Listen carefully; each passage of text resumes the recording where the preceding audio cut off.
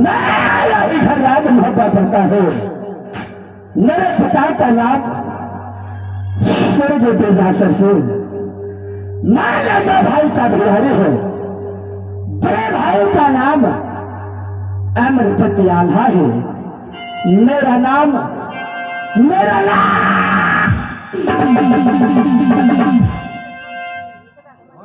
एक गाँव ने किला के अंदर मेरे नाम से जानकारी है, मगर अफसोस है इन बातों का।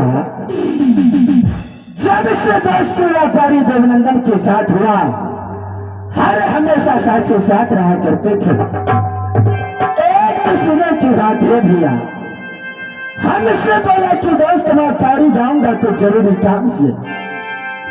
हे ईश्वर, मैंने अपने दोस्त का पारी जाने के लिए केवल कॉलेज का छुट्टी दी है।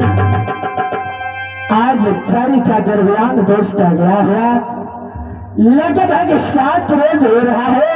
राजपारी से चल करके